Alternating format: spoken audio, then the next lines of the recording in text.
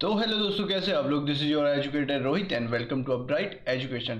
तो ये क्लास होने वाली है मोस्ट इंपॉर्टेंट क्वेश्चंस मैथ्स के, जहाँ पे आपको हर टॉपिक से एक दो क्वेश्चन मिलेंगे जो कि आपके अपकमिंग एग्जाम जैसे डीएलएड हो गया और आरओ एरो और एसआई के पेपर के लिए बहुत इंपॉर्टेंट होने वाले हैं। ठीक है, तो जहाँ पे थोड़े से हम बेसिक से भी करेंगे और कॉन्सेप्ट से भी करेंगे, सॉरी, और ट्रिक से भी करेंगे। ठीक है, तो अगर आप हमारे चैनल पर नए हो और अभी तक आपने सब्सक्राइब नहीं करा है तो आप जल्दी से सब्सक्राइब कर लें, तो जो आपके अपकमिंग वीडियोस हैं या क्लासेस हैं उनकी आपको नोटिफिकेशन मिलती रहे। तो शुरू करते हैं। पहले क्वेश्चन है, अब यहाँ पे थोड़ा सा आपको ना, थोड़ा सा स्पीड पे ध्यान देना है। ठीक है, पहले तो आप बेसिक से करोगे, फिर मतलब आपको ये ध्यान में रखना है कि स्पीड तेज करनी है आपको। ठीक है, क्योंकि अगर डीएलएड की बात करें तो आपको 50 क्वेश्चन करने होते हैं, है ना। तो उसके लिए टाइम लिमिटेड होता है और रीजनिंग में भी आपको 50 क्वेश्चन है। ठीक है, तो यहाँ पे आपको क्या करनी है, थोड़ी सी स्पीड बढ़ानी है ताकि आप 50 to 50 मतलब 50-50 दोनों में कंप्लीट कर लो क्वेश्चन। ठीक है, तो पहला क्वेश्चन है आपका एचसीएफ से, एचसीएफ और एलसीएम से। ठीक है, तो यहाँ पे मैंने थोड़ा सा ना हर टॉपिक से दो तीन क्वेश्चन डाले हुए हैं। ठीक है, तो करते हैं पहला क्वेश्चन स्टार्ट। जो पहला क्वेश्चन है, 10,000 में से कौन सी सब बड़ी से बड़ी संख्या घटाई जाए कि शेष आपका बचेगा 32, 36, 48, 54। ठीक है, जो और इससे क्या होना चाहिए, पूर्ण विभाजित होना चाहिए। अब तो देखो, अब क्या होगा, सबसे पहले जो नंबर दिए हुए हैं उनका ले लोगे आप सीधे एलसीएम। अब यहाँ पे आप क्या करोगे, इस तरीके से कर लोगे इस बार। ठीक है, ये ये वाला मेथड तो आपको आता ही होगा,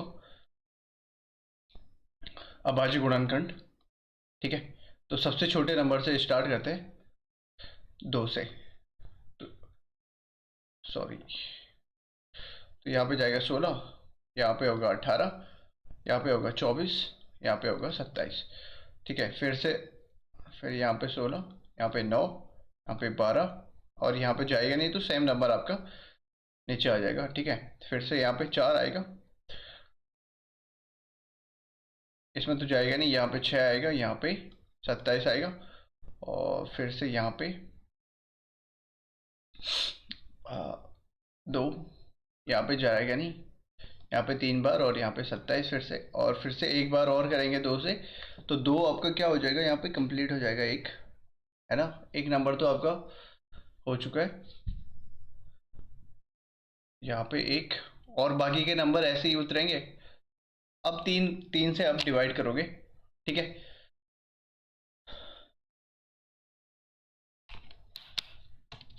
तो जब 3 से डिवाइड करोगे तो क्या हो जाएगा, 3 तिया 9, 3 कम 3, 3 और 9 तिया 27, यहाँ पे 3 से करोगे। ठीक है, दो तो आपका कंप्लीट हो चुका है, दो की 5 बार हो गया, यहाँ पे ये दो, ये 32 तो हो चुका है कंप्लीट। ठीक है, अब यहाँ पे क्या आएगा, 9 में 3 बार, 3 से एक, सॉरी ये थोड़ा सा इधर लग गया। तो इश्यू तो आपको पता ही होगा कि ये थोड़ा सा हैंग होता है। ठीक है, तो ये आप कर कर सकते हो। चलो कंप्लीट कर ही देते हैं।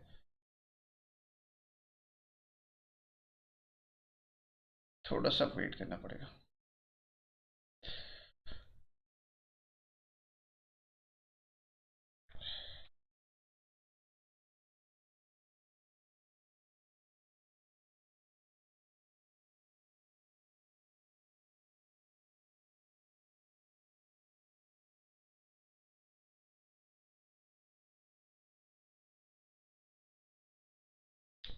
ठीक है, इसलिए वीडियो नहीं आ रही थी आज से, क्योंकि ये थोड़ा बहुत ज़्यादा हैंग हो रहा है और फिर काम करने का मन भी नहीं करता है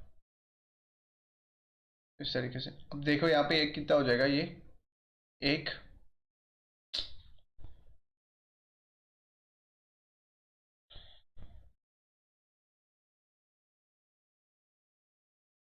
तो दिक्कत है इसके साथ।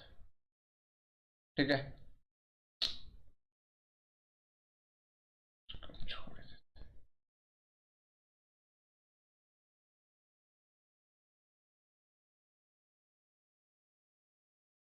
देख लेते हैं जल्दी जल्दी। थोड़ा इसको मिटा देता हूँ, ठीक है। थोड़ा सा बीच में थोड़ा सा आप ना जल्दी कर देना, या तो मैं इसको एडिट कर दूंगा। अब यहाँ पे बचेगा 1, यहाँ पे होगा 3, यहाँ पे 3। बहुत ज़्यादा दिक्कत आ रही है इसके साथ। यहाँ पे होगा 3, फिर से 3, और यहाँ पे हो जाएगा। अब कितने हैं ये यहाँ पे 2 था, ठीक है। 3 तिया ये 27 हो गया और 32 हो गया, ठीक है। तो 27 दूनी 54, 27 तिया 81, 5 86। तो इसका एलसीएम आ गया 864, ठीक है। तो 10,000 में से 864 घटा दोगे, आपका आंसर आ जाएगा 864। तो यहाँ पे 6 बचेगा, यहाँ पे 3, और यहाँ पे 1। तो ये होगा आपका आंसर, ठीक है, 9136। तो वो कौन सी संख्या है? 9136। अगला क्वेश्चन है, सेम है आपका। वो न्यूनतम संख्या आपको ज्ञात करनी है जिसमें 18, 24, 30 व 42 से भाग देने पर हर हाल में एक ही शेष बचता है। यानी एक ऐसी संख्या है जिसमें आप 18 से भी भाग दोगे, या 24 से भी भाग दोगे, 30 से भी भाग दोगे, या 42 से भी भाग दोगे, तो हर हाल में एक ही शेष बचेगा। तो अब क्या करना पड़ेगा आपको? सीधा सीधा ये हिंट आ रहा है कि यहाँ पे क्या करना है, सीधे एलसीएम लेना है इन सब का, ठीक है। क्योंकि सबका एक ही संख्या में भाग जाना है, ठीक है। तो उस इस कंडीशन में क्या करना होता है? एलसीएम लेना होता है, ठीक है। तो 18, 24, 30 और 42 का आप एलसीएम ले लोगे, इसी मेथड से करोगे। रुक जाओ, अगर 420, ठीक है, वैसे कुछ, ठीक है। अब इसको ना एक तरीके से ऐसे कर सकते हो, देखो थोड़ा सा ट्रिक बता देता हूँ।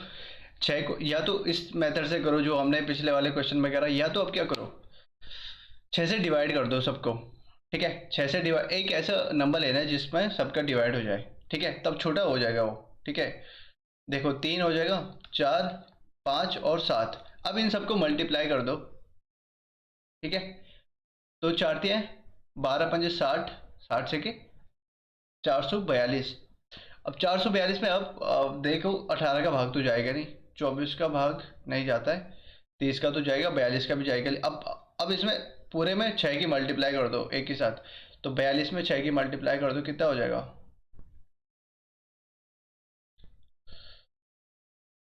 सब सॉरी, 4 4 12 5 60, 7 6 42, और 42 में 6 से मल्टीप्लाई कर दो, तो आंसर आ जाएगा आपका 420 गुणा के 6। तो 6 दूनी 12, 6 चौक 24, 25। देखते हैं 2520। तो ये हो सकता है, इसका हाफ करके देखते हैं, रुक जाओ। 1200, 1260। तो अब देखते हैं उसमें 42 का भाग जा रहा है 1260 में, ठीक है। 3 बार जा रहा है, 18 का जा रहा है 1260 में, ठीक है। 70 बार जाएगा, 24 का जा रहा है, तो आपका होगा 1260, ठीक है। 2520 हो सकता है, उसका हाफ करके देख कर लो, ठीक है। क्योंकि आपको न्यूनतम निकालना है ना, तो उसका हाफ भी कर सकते हो। तो ये होगा 1260 और +1, +1, ये हो जाएगा आपका 1261। तो आंसर आपका 1261, ठीक है। देख लेना 24 का भाग भी जा रहा है, 3 बार जा रहा है, नहीं 24, नहीं 24 का नहीं है, तो 1200 ये होगा, सॉरी 1260 नहीं होगा, 2521 होगा आपका आंसर, ठीक है। इसी में आप एक जोड़ दोगे, थोड़ा सा गलती होगी वहाँ पे, मैंने 24 का भाग नहीं दिया है उसमें, ठीक है। तो 1221 हो जाएगा आपका आंसर, ठीक है। क्योंकि आपको क्या करना है, एक शेष बचता है ना, तो ये तो एग्जैक्ट नंबर होगा, लेकिन नंबर जो होगा ये तो एलसीएम होगा 18, 24, 30 और 42 का, लेकिन जो एग्जैक्ट नंबर है वो इससे एलसीएम से एक ज़्यादा होना चाहिए, ठीक है। तो वो 2521 हो जाएगा। अगला है, दो संख्याओं का अनुपात है 5 और 6, ठीक है। उनका एलसीएम है आपका 120, तो उनका एमसो महत्तम समापवर्तक निकालना है, ठीक है। तो लेट कर लेते हैं आप, उनका जो एचसीएफ है वो है ए, ठीक है, या एक्स कुछ भी मान लो, चलो एक्स ही मानते हैं इसको, ठीक है। तो अब इसको क्या मानोगे? अब रेशो का थोड़ा सा, अगर आपने पिछली वाली क्लास देखी होगी तो अब मैंने आपको बताया था, आप इसमें आप कर सकते हो 5x और 6x, इस तरीके से भी लिख सकते हो, ठीक है, क्योंकि वो एग्जैक्ट नंबर नहीं होता है, सब नंबरों का क्या होता है, सबसे छोटा रूप होता है। ओके, तो यहाँ पे हो गया 5x इंटू 6x। अब वो वाला आपको फॉर्मूला याद रखना है, H C F into LCM जो होता है, H C F into LCM, H C F into LCM equal to दो संख्याओं का गुणनफल, ठीक है, दो संख्याओं का गुणनफल। तो यानी x इंटू वाई, अगर हम दो संख्याएं माने x और y, तो ये तो आपको ध्यान रखना है कि एच सी एफ और एलसीएम यानी दो संख्याओं के गुणनफल के बराबर होता है, यानी उन दोनों संख्याओं का अगर एचसीएफ निकाला जाए और एलसीएम निकाला जाए और उन्हीं संख्याओं को मल्टीप्लाई भी किया जाए तो दोनों बराबर होते हैं, ठीक है। तो यहाँ पे आपका दो संख्याएं क्या आपकी 5 और 6 के अनुपात में है, तो हमने क्या कर लिया उसको 5x इंटू 6x, ठीक है। इन दोनों का मल्टीप्लीकेशन आपका क्या होगा, एचसीएफ आपने क्या लेट कर रखा है x, ठीक है, और उनका एलसीएम है 120, तो वो इक्वल टू होगा ये 120 इंटू एक्स के, okay, equal to 120 into X. अब यहाँ से तो कट जाएगा आपका, हाँ देखो x से गया x, एक तो गया है ना, और 6×5 = 30x equal to 120, 30x equal to 120, या तो ऐसे कर सकते हो, इसको सीधे कर लो 30x² है ना, 30x², x बाद में काटेंगे अगर, तो 30x² इक्वल टू 120x। अब काट सकते हो, एक x से एक यहाँ का x² का एक x जाएगा इस x से, और x इक्वल टू बच जाएगा आपका 120/30, तो होगा x equal to 4, okay, x equal to 120/30, तो ये हो जाएगा 4, x इक्वल टू 4। तो आपको क्या बोलना है, दो संख्याएं आपकी 5 चौको 20 और 6 चौको 24, ठीक है। तो दोनों संख्याएं आपकी क्या है, अब इनको ऊपर मल्टीप्लाई कर सकते हो 5x और 6x के साथ, तो ये हो जाएगा 20 और 24, ठीक है। अगला क्वेश्चन है, ये वाला क्वेश्चन पूछा जाता है, ठीक है, ये वाला भी और ये जो अगला वाला टाइप है, ये आपका भिन्न में भी हो सकता है, यहाँ पे पॉइंट में दे रखा है। अब पॉइंट को आपको पहले, दशमलव को आपको पहले भिन्न में कन्वर्ट करना पड़ेगा, ठीक है। तो 0.75 है, 0.5 है और 0.2 है, ठीक है। तो एक ही संख्या से इनको डिवाइड करना पड़ता है, ठीक है। तो अगर 0.75 को ऊपर हमको क्या हटाना है, दशमलव हटाना है, तो नीचे 100 से मल्टीप्लाई करना पड़ेगा, तो सब जो नंबर है उनमें 100 से ही मल्टीप्लाई करना पड़ेगा, ठीक है। और एलसीएम और एलसीएफ, जब भिन्नों का एलसीएम और एलसीएफ निकालते हैं तो उसके लिए एक फॉर्मूला होता है, वो भी आपको पता होना चाहिए, ठीक है। इस पे बेसिक वाला नहीं रखते, इस पे इनका अलग फॉर्मूला होता है, ठीक है। तो 0.75 मतलब इंटू 100, जब हम पॉइंट हटाएंगे तो उसको इंटू इंटू 100 करेंगे, बटे में 100 भी कर देंगे, ठीक है। वैसे ही आपका 0.5 इंटू 100/100 और 0.2 इंटू 100/100, ठीक है। तो बचेगा क्या आपके पास, 75/100, ये चीज़ें तो आपको थोड़ी बहुत पता होंगी। और ये बचेगा आपके पास 50/100, ये तो पता होगा आपको, जब हम दशमलव को गुणा करते हैं जीरो के साथ, ठीक है, तो जितने जीरो होते हैं उतने दशमलव राइट हैंड साइड खिसक जाता है, और जब हम डिवाइड करते हैं तो वो पॉइंट क्या होता है, लेफ्ट की साइड खिसकता है। ये चीज़ें आपको ध्यान में होनी चाहिए, छोटी छोटी चीज़ें, 20/100 ये हो जाएगा, ठीक है। अब इसको काट दो, ठीक है, भिन्न जो फ्रैक्शन की जो फ्रैक्शन का पॉइंट होता है क्या, कि जो एस न्यूमरेटर और डिनोमिनेटर का एचसीएफ होना चाहिए वो 1 होना चाहिए, ओके। तो यहाँ पे 25 का डिवाइड करेंगे दोनों में ऊपर नीचे, तो 25×3 = 75, 25×100 3/4 हो गया, ये हो गया 1/2 है ना, 50 से डिवाइड करोगे 1/2, और ये हो जाएगा 20×100 1/5। अब क्या करोगे, एचसीएफ निकालने के लिए क्या करोगे, जब आप फ्रैक्शन का एचसीएफ निकालते हो तो जो न्यूमरेटर होता है उनका एचसीएफ, सॉरी एलसीएफ, जब आप फ्रैक्शन का एलसीएम निकालते हो तो जो न्यूमरेटर होते हैं यानी अंश होते हैं उनका एलसीएम निकालना पड़ता है, बटे जो अंश हर होते हैं उनका एचसीएफ। तो अब 3, 1 और 1 का एलसीएम कितना होगा, 3 ही होगा, है ना। और 4 2 5 का HCF, यानी ऐसे ऐसा नंबर आपको ज्ञात करना है बड़े से बड़ा, जो जिसका भाग जो 4 2 और 5 को डिवाइड करता हो, तो वो एक ही है, एक। ठीक है, तो इसका एलसीएम क्या हो जाएगा, इसका एलसीएम होगा आपका 3/1। अब आपको क्या निकालना है, एचसीएफ। ठीक है, अब इसका उल्टा मत कर लेना कि ये ऐसा था, नीचे एचसीएफ और ऊपर ये एलसीएम है, तो इसका आंसर हो जाएगा 1/3 नहीं। ठीक है, ये वाली गलती मत करना, आपको प्रॉपर फिर से करना है। अब 3 1 1 इनका आप निकालोगे एचसीएफ। जब आप फ्रैक्शन का एचसीएफ निकालते हो तो वो होता है न्यूमरेटर, यानी अंश का एचसीएफ निकालना होता है बटे अंश का, सॉरी, हर का एलसीएम। ठीक है, प्रॉपर उल्टा होगा सीधा। तो क्या हो जाएगा, 3 1 और 1, ये तो एलसीएम 3/1, तो ये तो क्या हो गया, एलसीएम। और अब एचसीएफ की बारी है, तो क्या करोगे, ऊपर वालों का एचसीएफ, यानी 3 1 1 और 1, तो इनका एचसीएफ, यानी एक ऐसी संख्या जो तीनों को डिवाइड करती हो, तो वो एक ही है। ठीक है, और बटे 4 2 5 का एलसीएम कितना होगा, यानी एक ऐसा नंबर खोजना है जो तीनों के पहाड़े में आता हो और सबसे छोटा भी हो, तो क्या होगा, 4 के पहाड़े, 2 के पहाड़े और 5 के पहाड़े में, तो 20 आता है, जो सबसे नज़दीक सबसे छोटा होता है, तो 1/20 हो गया। ठीक है, तो ये हो गया आपका एचसीएफ 1/20। तो थोड़ा सा ध्यान रखना।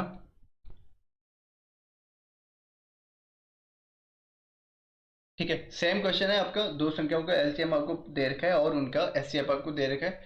यदि एक संख्या 288 है तो दूसरी संख्या आपको ज्ञात करनी है। फिर से वही वाला फॉर्मूला लगेगा, HCF into LCM, HCF into LCM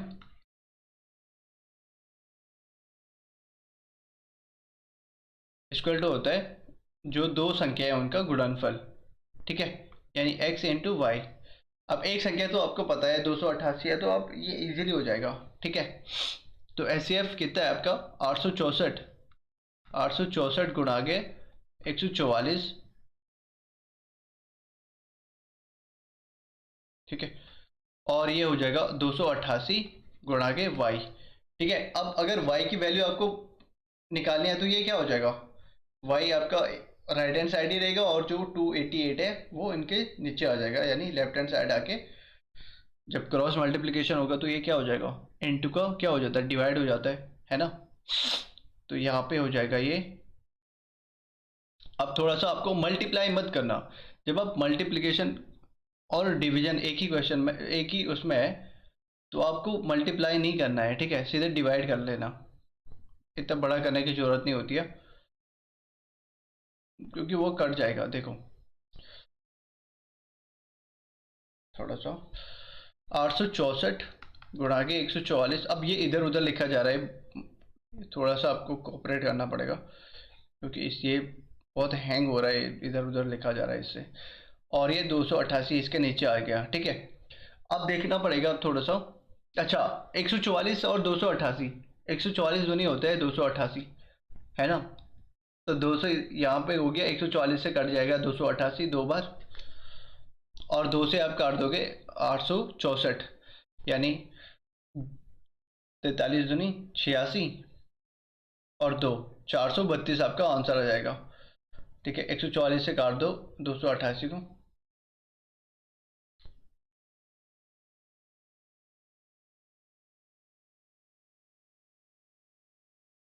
ये हो गया 288 कटा 144 से दो बार। ठीक है, और 2 से आप काट दोगे 864 को, वो क्या होगा, 432, तो आंसर होगा आपका 432, 432 होगा जाएगा आपका आंसर। ठीक है, तो ये थोड़ा सा ध्यान रखना, फॉर्मूला सीधे डायरेक्ट फॉर्मूले से आपको क्वेश्चन पूछा जाएगा, और अगर आपको कॉम्प्लिकेटेड करना होगा तो वो आपको रेशियो में देगा। ठीक है, और रेशियो का मैंने आपको बता दिया है कैसे करना है। ठीक है, अगला क्वेश्चन है a = b का 4/5, यानी a है b का 4/5 और बी है सी का 8/9। अब थोड़ा सा रेशो अगर यहाँ पे अलग अलग है, ए और बी का पहले दे रखा है, फिर बी और सी का है, तो यहाँ पे देख लेते हैं ए और बी।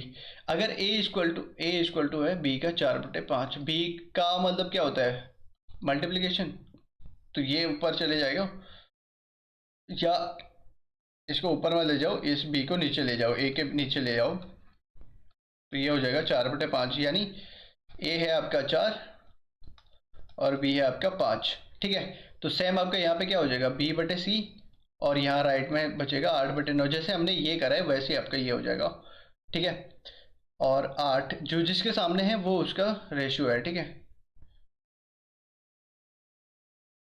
और यहाँ पे आप c लिखोगे और यहाँ पे 9 है। ठीक है, और रेशियो को इक्वल करने का आपको तरीका पता है, बी के दो रेशियो हो नहीं सकते हैं। ठीक है, एक ही नंबर के दो रेशियो नहीं हो सकते, तो आपको क्या करना पड़ेगा, इन दोनों को इक्वल करना पड़ेगा।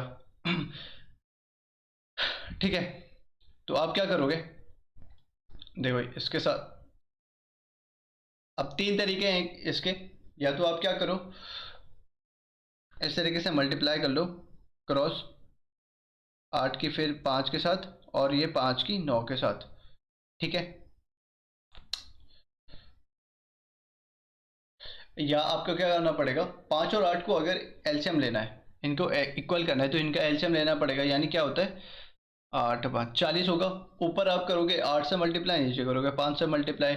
अगर आप ऊपर 5 को 40 बनाना है तो पूरे रेशियो को करना पड़ेगा, 4 को भी आपको 8 से मल्टीप्लाई करना पड़ेगा। ठीक है, तो ये हो जाएगा, 8 को यहाँ पे 5 से करा, फिर 5 को 9 से करना है, इस तरीके से। ये वाला ये क्रॉस आपको ध्यान रखना है। तो नीचे क्या हो जाएगा आपका, 8 को 32 और 8×5 = 40 और 9×5 = 45। तो ये हो जाएगा आपका इनका रेशियो। लेकिन उसने पूछा क्या है, ए और सी का रेशियो पूछा है, तो 32 और 45 हो जाएगा ए और सी का रेशियो। ठीक है, किसी एक नंबर से ये कटता है नहीं, तो वही होगा आपका 32-45 इनका रेशियो। ओके, थोड़ा सा ध्यान रखना। अब ये वाला जो क्वेश्चन है, इसमें ना एक तो होता है सिक्के वाला। ठीक है, वो थोड़ा कॉम्प्लिकेटेड बनाने के लिए, अब यहाँ पे है आपका नोटों वाला। ठीक है, एक थैला है, उसमें 50 रुपये, 20 रुपये और 5 रुपये के नोटों की संख्या का अनुपात है। ठीक है, पहले आपको वैल्यू ऑफ नोट दे रखी है, फिर नंबर ऑफ नोट दे रखे हैं। ठीक है, और लास्ट में क्या दे रखा है आपको, टोटल वैल्यू, मतलब रुपीज़ दे रखे हैं आपको उन सारे नोटों की, और उसमें आपको बताना है 50 रुपये के, 20 रुपये के और 5 रुपये के नोटों की संख्या कितनी है। यानी जो 4 है, 5 है और 6 का रेशियो है, इनकी संख्या बतानी है आपको इंडिविजुअली। अब देखो, एक चीज़ ध्यान रखना, थोड़ा सा बेसिक है। जैसे आपके पास वैल्यू है, मतलब आपके पास 10 रुपये है, यानी 10 रुपये का नोट है एक, सॉरी 10 रुपये का नोट है, यानी वैल्यू ऑफ नोट कितनी है, 10, और आपके पास नोटों की संख्या है 10। ठीक है, वैल्यू ऑफ नोट है 10, मतलब जो नोट है आपके पास उसकी वैल्यू है आपका 10 रुपये। ठीक है, और जो आपके पास नोटों की संख्या है वो है आपके पास 10, तो आपके पास टोटल रुपीज़ क्या होंगे आपके पास, 100। क्या किया आपने, value of note into number of note. तो यही चीज़ आपको ध्यान रखनी है, value of note into number of note आपको क्या देगा, टोटल वैल्यू। ठीक है, रुपीज़ में। तो ये चीज़ आपको ध्यान रखनी है। देखो, बना देते हैं 50, यहाँ पे है 20 रुपये और यहाँ पे है 5 रुपये। ठीक है, अब देखो नोटों की संख्या है, ये तो वैल्यू हो गई। ठीक है, और वैल्यू को नोट के साथ मल्टीप्लाई करोगे तो वो क्या देगा आपके पास, टोटल रुपीज़। ठीक है, वैल्यू है आपके, वैल्यू ऑफ नोट है 50 रुपये, 20 रुपये और 5 रुपये। यहाँ पे नंबर ऑफ नोट आएगा, नंबर ऑफ नोट। ठीक है, वो है आपके 50 रुपये के कितने नोट है, 4 का अनुपात है ना, 4 है। और जो 20 रुपये के नोट है वो 5 के अनुपात में है, और जो है 5 रुपये के नोट है वो 6 के अनुपात में। ठीक है, ओके। अब value of note into number of note को अगर मल्टीप्लाई कर दोगे तो क्या मिलेगा आपके पास?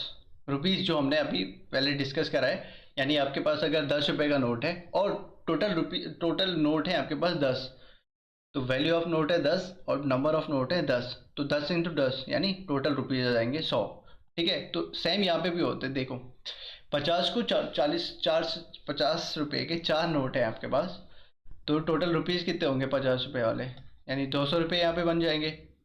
ठीक है, 20 20 रुपये वाले नोट के आपके पास 5 नोट हैं, तो टोटल रुपीज़ कितने बनेंगे उसके? 100। ठीक है, 5 रुपये नोट के आपके पास, 5 रुपये वैल्यू वाले नोट के आपके पास 6 नोट हैं, तो टोटल रुपीज़ कितने बनेंगे? 30। नहीं 30 होगा, ये 300 नहीं है, 30 30 है। ठीक है, अब ये तो हो गया रुपीज़ में आ गया 200, 100 और 30, यानी 330। और टोटल रुपीज़ कितने आपके पास? 3300। तो इन सबको मिला के मतलब ये वाला जो होगा 330 एक्स। अब यहाँ पे जो 4 और 5 और 6 ये रेशो में था। ठीक है, तो इनके साथ एक चीज़ आपको हमेशा ध्यान रखनी है, एक्स एक्स एक्स इनके साथ ऐड कर लेना। ठीक है, वरना आप कंफ्यूज हो जाओगे अगर आपको रेशियो का इससे पहले नहीं पढ़ा है आपने कभी। तो यहाँ पे इसको ये कर लेना। ठीक है, मैं भूल गया था। ठीक है, तो यहाँ पे भी सेम हो जाएगा, वरना आप अब जब आपकी अच्छी प्रैक्टिस हो जाएगी ना, तब ये लिखने की ज़रूरत नहीं होती है, आपको पता हो जाएगा ये एक भी हो सकता है। ठीक है, इसमें लिखने की ज़रूरत नहीं होती है। 330 इक्वल टू 3300। टोटल रुपीज़ की वैल्यू, रुपीज़ तो ये आ गया है आपके पास जब इनको मल्टीप्लाई करा, लेकिन ये टोटल कितना है? 3300 के बराबर, यानी ये दोनों बराबर होने चाहिए। यानी एक्स इक्वल टू कब होगा? जब एक्स इक्वल टू इतने के बराबर हो जाएगा 330 यानी 10। जब x इक्वल टू 10 होगा तभी ये क्या हो जाएगा? 3300। तो आपको क्या निकालना है? नोटों की संख्या। तो आपका नोट कितने हैं देखो, 4 चौको 4, ये 40 हो जाएंगे। ठीक है, 10 की मल्टीप्लाई कर दोगे यहाँ पे, ये 50 होंगे और ये 60 होगा। ठीक है, 50 और 60, तो आप यही निकालना था आपको। टोटल कितना हो जाएगा? 6 4 10, 150 टोटल नोट हो गए। और 50 रुपये के हैं आपके पास 40 नोट, 20 रुपये के हैं 50 नोट और 5 रुपये के हैं 60 नोट। इनको मल्टीप्लाई करके भी देख सकते हो। देखो 50 चौको 2000, 50 इंटू 40 कितना होगा? 2000, और 20 इंटू 50 कितना हो जाएगा? 1000, और 6 इंटू 5 ये हो जाएगा 300। ठीक है, तो 2 3 और 3300 टोटल आपके पास हो जाएगा। ठीक है, तो ये थी आपकी। इस तरीके से आपको करना है। कॉम्प्लिकेटेड वो हो जाता है जहाँ पे आपको सिक्के वाला होता है, क्योंकि वहाँ पे पैसे में दिए हुए होते हैं। ठीक है, तो वहाँ पे आपको क्या करना होता है, या तो पूरे पैसे पैसे में करो या सारे रुपये में करो। ठीक है, या तो पैसे को भी रुपये में कन्वर्ट करो या रुपये को पैसे में कन्वर्ट कर दो। तो ये चीज़ आपको ध्यान रखनी है वहाँ पे। थोड़ा सा रुको, थोड़ा सा ये इसका फ्रेम चेंज हो गया।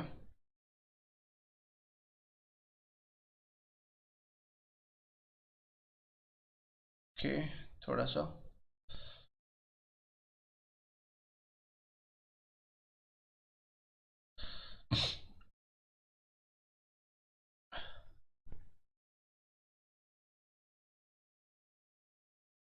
ठीक है।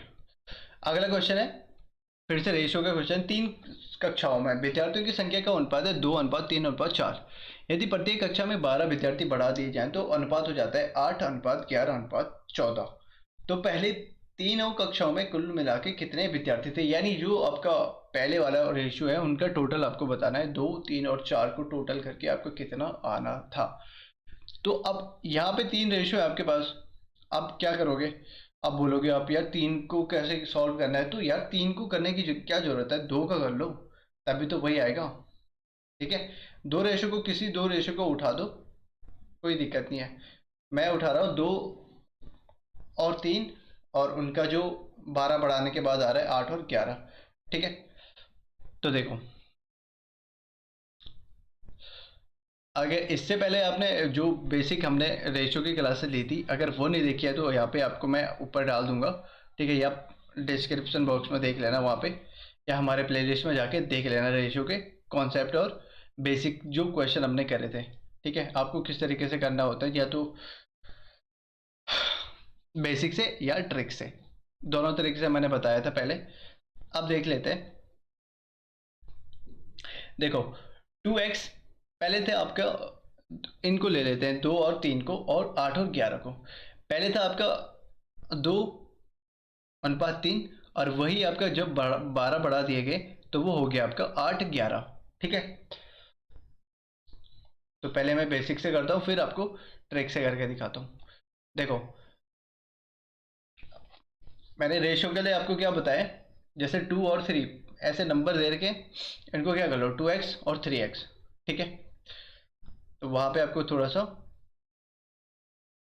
हेल्प हो जाएगी। देखो 2x प्लस 12, मैं सीधे कर रहा हूँ। ठीक है, 2x में 12 बढ़ा दिया, और 3x में भी 12 बढ़ा दिया, क्योंकि सेम नंबर बढ़ रहे हैं सब में, एक ही नंबर बढ़ रहे हैं ना, 12 बढ़ रहे हैं सारे क्लासेस में। 3x + 12, तो ये हो रहा है आपका 8/11। ठीक है, अब बोलोगे यहाँ पे उनका रेशियो कहाँ गया, 8y और 11y करोगे तो y से तो y कट जाएगा, है ना, तो इसलिए ये ऐसे ही बचेगा 8/11। ठीक है, अब इनको क्रॉस मल्टीप्लाई कर सकते हो, 11 दूनी 22, और 11 12 क्या होता है 132, और यहाँ पे हो जाएगा 8×3 = 24, और 12×6 = 96, तो 11 दूनी 22, 22x + 132, 132 इक्वल टू हो जाएगा 8×3 = 24x + 96। अब वेरिएबल वेरिएबल को एक साइड ले जाओ, नंबर नंबर को एक साइड ले जाओ, यानी 22x कहाँ जाएगा आपका, 24x - 22x होगा, और 132 में से 96 घटाओगे। ठीक है, तो 24 में से 22 जाएगा तो कितना बचेगा 2x, और 132 में से 96, तो कितना बचेगा 6 और 3, 36 बचेगा। तो x इक्वल टू क्या हो जाएगा, x इक्वल टू होगा 18। तो आपको क्या बोलना है, क्या बोल रहा है, पहले तीनों कक्षाओं में कुल मिला के कितने विद्यार्थी थे। अब देखो, आप या तो आप मल्टीप्लाई कर लो, 18×3 = 36, या 18×3 = 54, या 18×3 = 72, या आप क्या करो, अब फिर उनको जोड़ दो। ठीक है, या आप क्या करो, पहले सारे रेशो को जोड़ दो, क्योंकि तभी तो वही आना है। देखो 4×3 = 7 हो तो 9, और अब मल्टीप्लाई कर दो 18 के साथ, तो 18 नामा 162। तो टोटल पहले कक्षाओं में कितने लोग थे, 162। ठीक है, अब यहाँ पे थोड़ा सा इसको ट्रिक से कर लेते हैं। देखो अब पहले थे 2 और 3,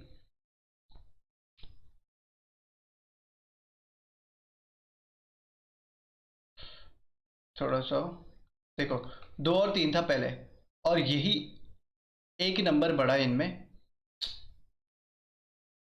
भगवान 2 और 3 था, और सेम नंबर बढ़ रहा है दोनों में, और वो हो रहे हैं फिर से दोनों हो रहे हैं 8 और 11। अब देखो क्या इनके बीच का, सॉरी, इनके बीच का डिफरेंस सेम है, दो में क्या जोड़ रहे हो, देखो अगर दो में 8 6 जोड़ेगे तो 8 हो रहा है, लेकिन 3 में 8 जोड़ने के बाद 11 आ रहा है, यानी इन दोनों के बीच का डिफरेंस सेम नहीं है। तो इन दोनों के बीच के डिफरेंस को सेम करने के लिए आपको एक तरीका अपनाना होगा। देखो जो रेशियो है ना, उनके बीच का डिफरेंस निकालो और ऊपर नीचे मल्टीप्लाई कर दो, यानी नीचे वालों के बीच का रेशियो के बीच का डिफरेंस को मल्टीप्लाई करना है ऊपर वाले रेशियो के साथ, ऊपर वाले रेशियो को के बीच के डिफरेंस को करना है नीचे वाले रेशियो के साथ मल्टीप्लाई। 8 और 11 के बीच होता है 3 का डिफरेंस, और 3 और 2 के बीच होता है 1 का डिफरेंस। तो 1 को करो 8 और 11 के साथ मल्टीप्लाई, और 3 को करो ऊपर मल्टीप्लाई, तो क्या हो जाएगा 3×2 = 6, 3×2 = 6, 3×3 = 9, 6 और 9 ऊपर बच गया, और 8 और 11 तो नीचे, उनमें कोई फर्क नहीं पड़ने वाला क्योंकि एक से मल्टीप्लाई करा है बस। अब देखो 6 और 9 और 8 और 11 हो गया। अब देखो 6 में 2 जोड़ोगे तो 8 आएगा, और 9 में 2 जोड़ोगे तो 11 आएगा, यानी वो ठीक बोल रहा था कि 12 विद्यार्थी, मतलब सेम विद्यार्थी पढ़ रहे हैं, यहाँ पे पढ़ रहे हैं, मतलब सेम डिफरेंस आ रहा है ना, 6 और 8 में 2, और 9 और 11 में भी 2 का डिफरेंस है। ठीक है, यानी 2x = 12, एक्स इक्वल टू हो जाएगा 6, क्या बोल रहा है? 6। अब यहाँ पे कर लो, 6 6 36, 9 6 54। अरे अच्छा ठीक है, ऊपर उसको भी 3 से मल्टीप्लाई करना पड़ेगा, अब 4 को भी। तो वो कितना हो जाएगा? 4 3 12, और 12, ठीक है, 9 3 27। रुको थोड़ा, ठीक है, यहाँ पे भी क्या करना पड़ेगा, उसको भी करना पड़ेगा, क्योंकि यहाँ पे हमने 3 से मल्टीप्लाई करना है ना। उसको भी कर दो, 4 3 12, वो भी 12 हो जाएगा। अगर बाद में करेंगे, यहाँ पे तो हो गया, ये हो जाएगा 6 9 और 12, ठीक है। और टोटल को करेंगे, एक्स इक्वल टू कितना आया था? 4। तो 4 से मल्टीप्लाई कर देना है इसको। नहीं, 2x = 12 आया था ना, 6 से मल्टीप्लाई कर दो। 9 6 15 12 27। 27 × 6, 7 6 42, 6 2 12, 4 16, 162 ही आया था पहले भी आंसर। तो ये थी आपकी शॉर्ट ट्रिक, ठीक है, और वो था आपका कॉन्सेप्ट यानी बेसिक से। अगला क्वेश्चन है पार्टनरशिप से, नहीं सॉरी, इनकम और एक्सपेंडिचर से। देखो, ए और बी की वार्षिक आय का अनुपात है 4:3, और उनकी वार्षिक व्यय है 3:2।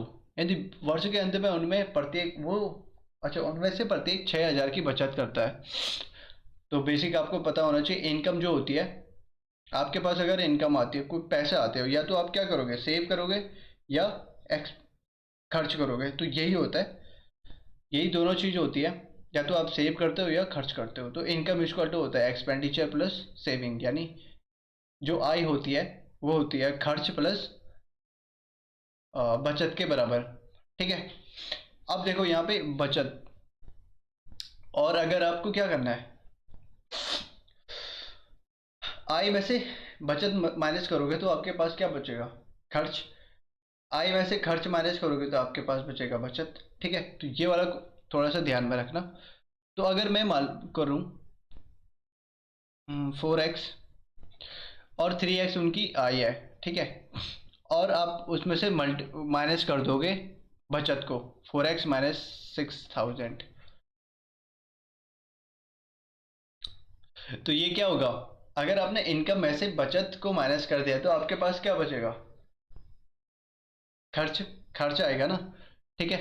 और उसका रेशियो भी आपको पता है, आगे दे रखा है। तो यहाँ पे आपको क्या करना पड़ेगा, फिर से ये कर लो, 3x माइनस 6,000, और आपका उनका रेशियो निकालो 3/2 के, जो 3/2 है। फिर आपको क्रॉस मल्टीप्लाई करना पड़ेगा। देखो, 4 दूनी 8x माइनस 12,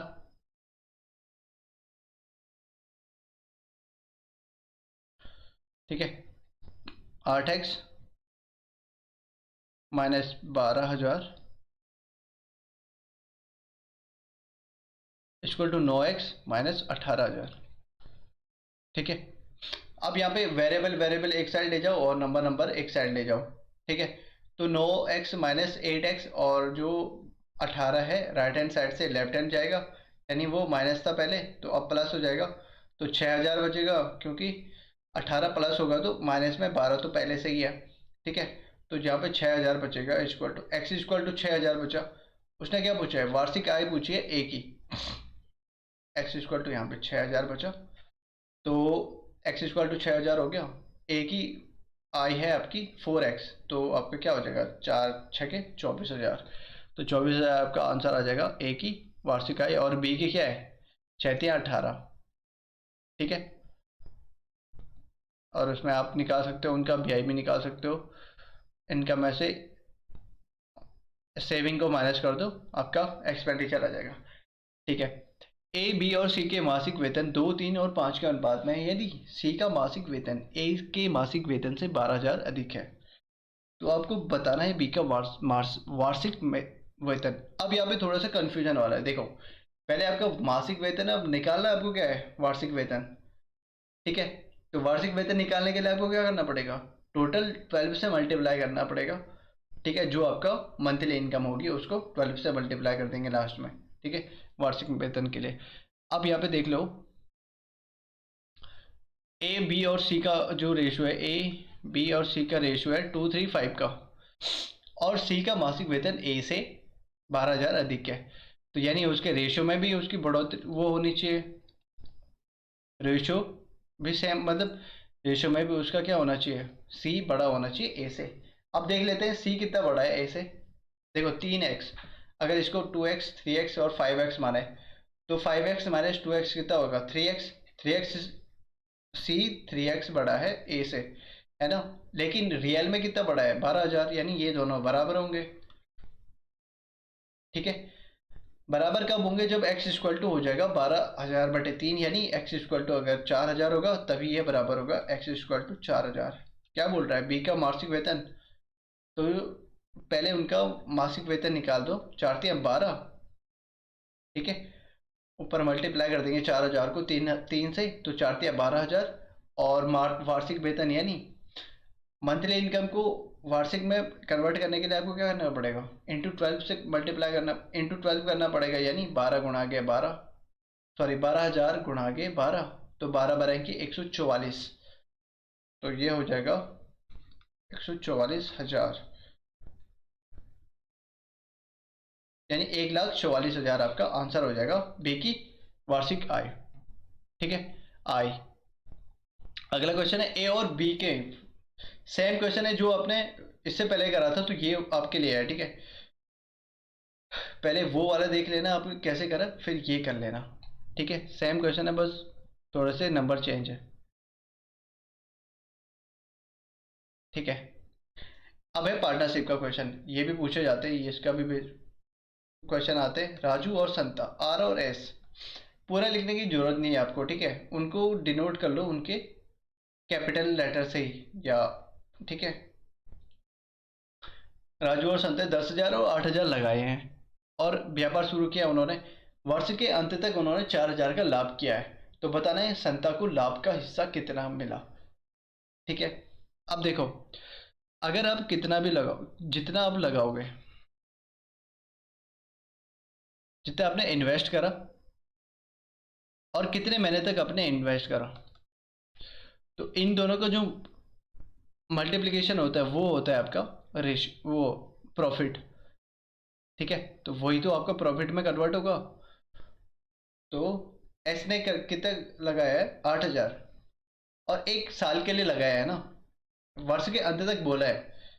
ठीक है, उसने इनडायरेक्टली बोला है कि वर्ष के अंत तक, यानी 1 साल पूरा लगाया है उन्होंने। ठीक है, तो 12, मतलब 1 साल इन्होंने यहाँ पे 12 महीने और यहाँ पे 12 महीने। ठीक है, 12 महीने इसलिए लिख रहे हैं, जब आपको ये छोटी छोटी चीज़ें ध्यान रखनी है, जब वो महीने में देगा ना तब दिक्कत होती है, इसलिए आपको हमेशा महीने में कन्वर्ट करके लिखना है इसको। ठीक है, प्रैक्टिस ऐसी रखनी है। ठीक है, तो यहाँ पे 12 हो जाएगा, और यहाँ भी उसने 12 महीने के लिए करा एस ने भी, तो वैसे ही तो ये कट कट कट जाना है। ठीक है, दोनों ने इक्वल टाइम के लिए करा है, तो ये तो कहेगा। ठीक है, और ऊपर क्या होगा, ये भी कट जाएगा, 20 से कटेगा, 20×80, और 20 में से 100, 5 और 4 का रेशियो बन रहा है ऊपर। ठीक है, आर और एस का बन रहा है 5 और 4 का रेशियो। उसने क्या बोला है, वर्ष के अंत तक 4,000 का लाभ हुआ है। रुक जाओ, ठीक है, ठीक है, 5 और 4, 5 और 4 का, आर और एस का बन रहा है 5 और 4 का, तो बोल रहा है संता को लाभ ज्ञात करना है। तो 5 और 4 9, 9x इक्वल टू है आपका 4,000 के बराबर, तो एक x की वैल्यू निकालनी है आपको, 4,000/9, 4,000/9, और आपको संता का बताना है, यानी इंटू 4 कर लोगे, जो ही इसका आएगा इंटू 4 कर लेना, आपका आंसर आ जाएगा। ठीक है, ये पॉइंट में आ रहा है, तो ये आपका आंसर हो जाएगा। अगर आपको राजू का निकालना होता तो 4,000/9 इंटू 5 कर लेते हैं। ठीक है, तो ये आ रहा है अप्रोक्स 1,600 के करीब आ रहा है सारे, क्योंकि 4,000 में देखो 9×36,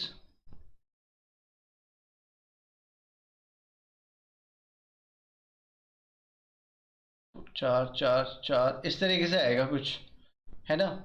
वो टोटल तो पूरी पूरी बार तो भाग जाता नहीं है, तो ये क्या हो जाएगा, 4 से 16, 4 से 16 1 17, 4 से 16 1 17, 4 से 16 1 17, तो ये होगा आपका संता का जो शेयर होगा वो होगा 1777.7। ठीक है, पॉइंट है यहाँ बीच में। ठीक है, तो ये होगा आपका संता का, और आप उसका भी निकाल सकते हो राजू का, इंटू 5 करके। तो 22 या 2300 इस तक के करीब आएगा। सेम क्वेश्चन है। राम, रहीम और जुएल ने 5,000, 5,000 और 10,000 लगाकर दूध का व्यापार शुरू किया है। साल भर बाद व्यापार में 85,000 रुपये का लाभ प्राप्त हुआ। तो लाभ में जुएल का हिस्सा आपको ज्ञात करना है। ठीक है, सेम है। राम, रहीम, अब दोनों के नाम तो सेम से स्टार्ट हो रहे हैं, तो आपको थोड़ा सा, जैसे रहीम को आपने RH कर लिया, ठीक है, और जुएल को J लिखा हुआ है।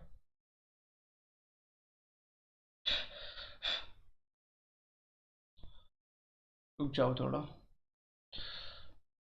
सेम क्वेश्चन जैसे हमने पिछला करा था ना, आपको क्या करना है, जो इन्वेस्टमेंट है इनटू टाइम, वो होता है आपका प्रॉफिट।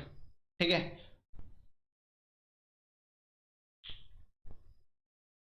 यहाँ पे है जुएल। अब इनका क्या कर लो, जो इन्होंने इन्वेस्टमेंट करा है उसको लिख लो, 5,000, 5,000 और 10,000 का। या तो आप इसको काट सकते हो ऐसे। ठीक है, यहाँ पे लिख लो 5,000।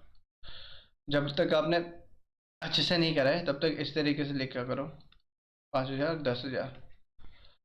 जब अच्छी प्रैक्टिस हो जाएगी तो आप इसको पहले ही आप रेशियो में काट सकते हो। ठीक है, एक एक दो करके।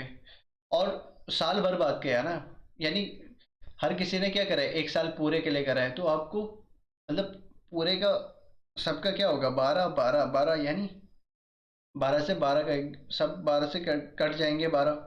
ठीक है, तो एक एक और एक का रेशियो बनेगा, तो वो लिखने की जरूरत नहीं है। ऊपर आप रेशियो काट दो। 5,000 से मल्टीप्लाई, सॉरी, 5,000 से डिवाइड करेंगे तो क्या होगा, यहाँ पे एक आएगा, यहाँ पे एक, और यहाँ पे दो। ये क्या बोल रहा है, साल भर बाद व्यापार में 85,000 का लाभ हुआ है। तो लाभ तो कितने का हुआ है, 85,000 का, लेकिन रेशियो यहाँ पे देखो कितने का हो रहा है, 2, 2, 4, यानी 4x भी क्या हो जाएगा 85,000 के बराबर। तो 4x और 85,000 तो बराबर होंगे, कब, जब x इक्वल टू क्या हो जाएगा, 85,000 बटे 4। तो आप 85,000 बटे 4 कर लो, उसमें कितने का भाग जा रहा है वो देख लो, और तब जाके आप इंडिविजुअली निकाल सकते हो उनका प्रॉफिट। ठीक है, तो 21,84 बचेगा 100, तो 25, ये होगा आपका 21,250 के बराबर। ठीक है, यानी एक एक्स की वैल्यू आ रही है 21,250। तो क्या बोल रहा है, जुएल का हिस्सा आपको याद करना है। तो जुएल का हिस्सा क्या है, 2। वहां पे देखो दो, दो का रेशियो है, यानी 21,250 गुणा के 2। तो ये होगा आपका 21 दूनी 42, 25 दूनी 50, तो 42, 50, 42,500 आपका आंसर हो जाएगा। ठीक है, जुएल का हिस्सा क्या है, 42,500।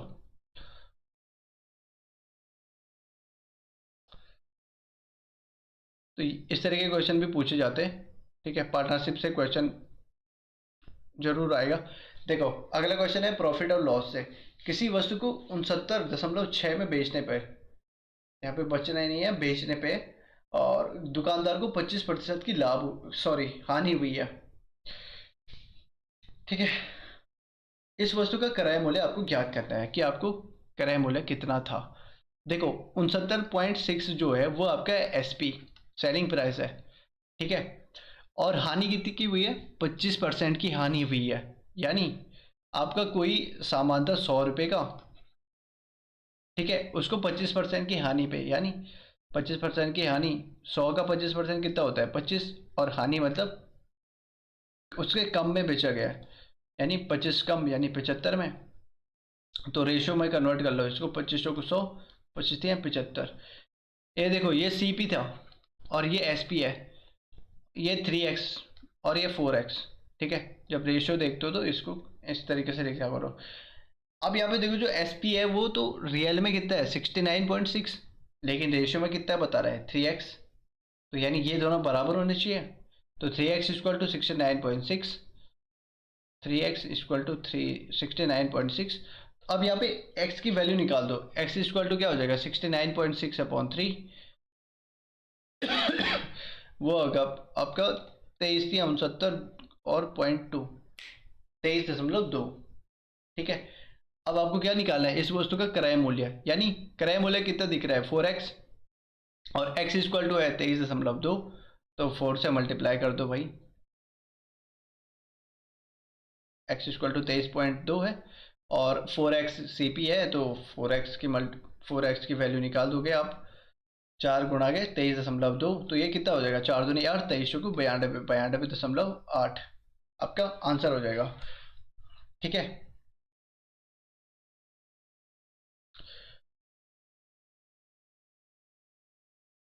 बयान 92.8। तो ये थे आपके कुछ इंपॉर्टेंट क्वेश्चन, और इससे कल आ गया आपका मैं मिक्स में दूंगा। ठीक है, मैथ्स और रीजनिंग के क्वेश्चन मिक्स में। तो मिलते हैं आपको अगली वीडियो में।